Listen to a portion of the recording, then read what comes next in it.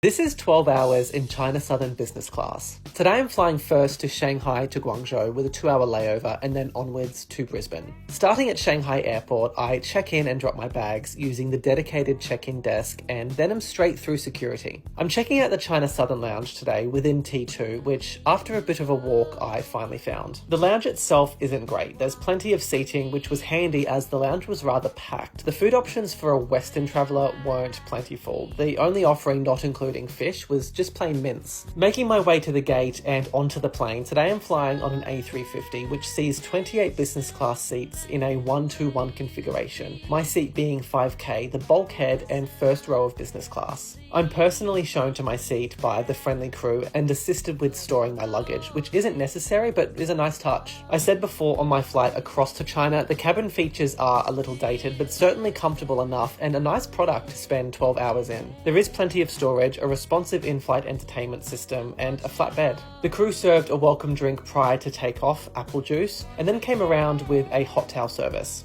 Now, I was a bit confused by this on my first flight with China Southern, but I understand now that they like to serve a welcome drink being juice, then follow that with a glass of champagne, holding space for the policemen on board that Chinese carriers have, and then it was time to fly. I love Airbus for their cameras installed. It's always awesome to see these shots outside of the plane. Since this was just a short 2-hour flight before the longer 10-hour journey back to Brisbane, I spent most of my time working. The tray table is a decent size to function and there's additional storage on the nook next to your shoulder. There was another hot towel service and then lunch was presented on the single tray. I had the sweet and sour pork with another pork there on the plate. Also noticed the octopus that I didn't even notice until I looked back at the videos. Aside from that, the meal was very nice. I found the catering on board China Southern to be somewhat superior and the crew are very efficient in their service. I also like that there are always slippers aboard China Southern, seemingly no matter how short the length of the flight. It certainly makes it easier to go to the bathroom without putting my sneakers back on. 2 hours went by, I got a lot more work done, and then we were landing into Guangzhou. I have a 2-hour layover to pass through from domestic arrivals into international departures. Follow for part 2.